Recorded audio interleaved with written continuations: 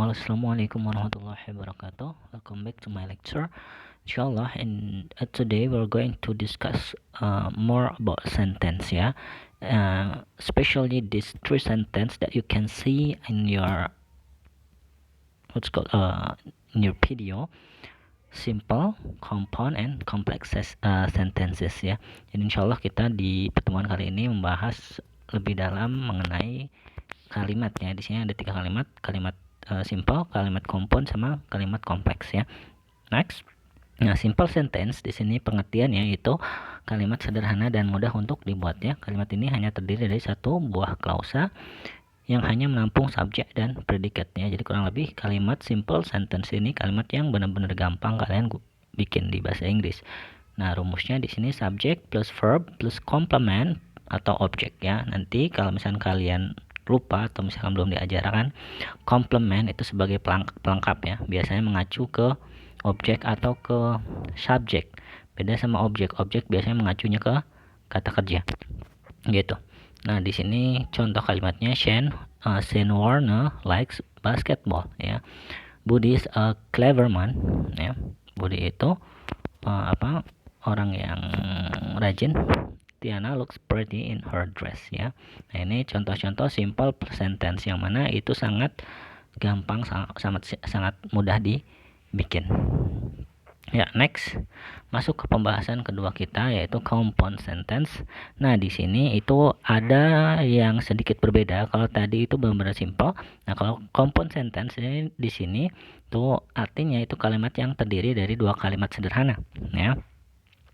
Nah, biasanya kedua kalimat sederhana ini digabungkan dengan conjunction atau kata hubung sehingga membentuk compound sentence, ya.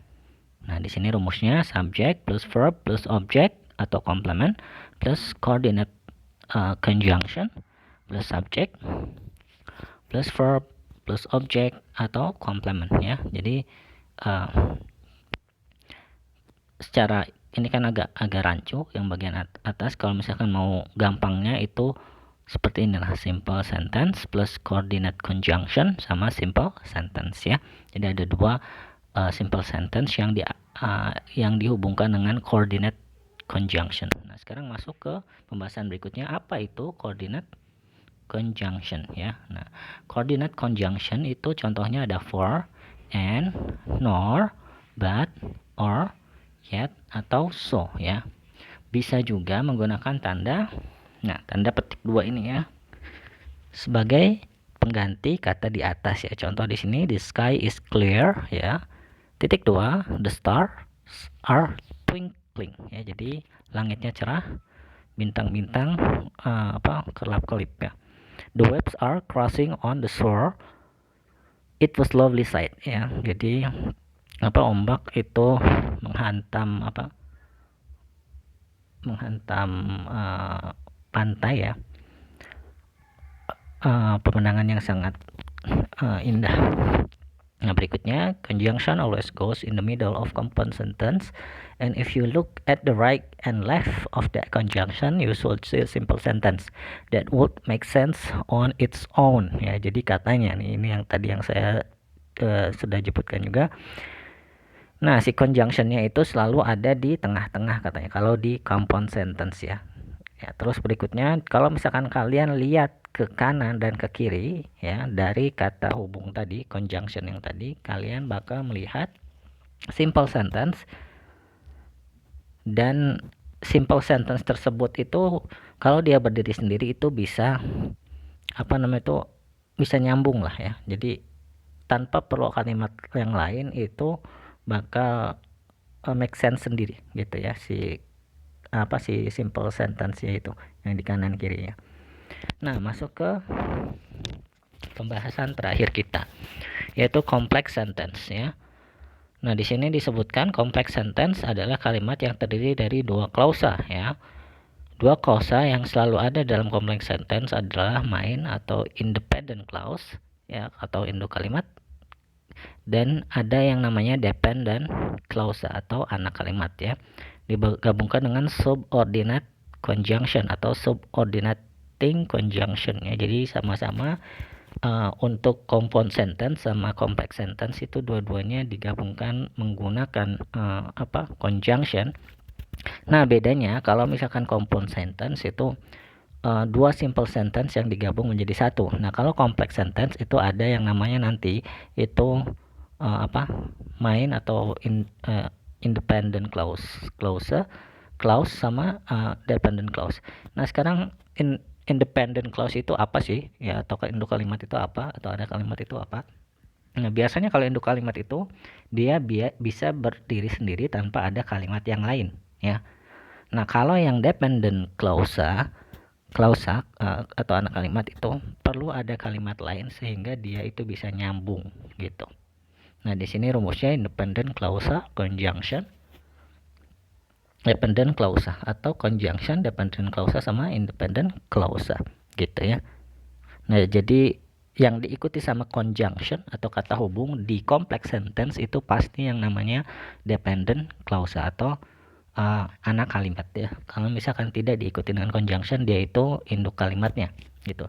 Nah, perbedaan yang mencolok di sini juga kalau kalian perhatikan, kalau yang compound sentence itu conjunction itu selalu ada di tengah-tengah, diapit oleh dua simple sentence ya. Kalau di sini itu bisa milih, bisa dia itu letaknya di tengah ataupun dia itu letaknya di awal kalimat ya, si conjunction ya.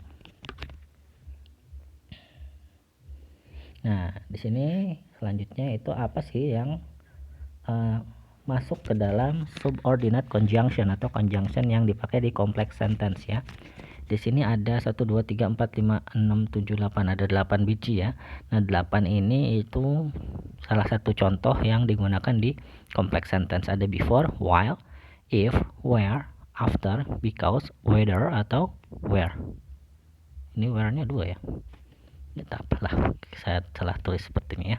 Nah, jadi kurang lebih conjunction yang di sini itu yang membentuk complex sentence ya. Nah, di sini ada contohnya ya. Ya, contohnya Sam dance gracefully even with a back injury ya. Jadi Sam itu berdansa secara indahnya bahkan dengan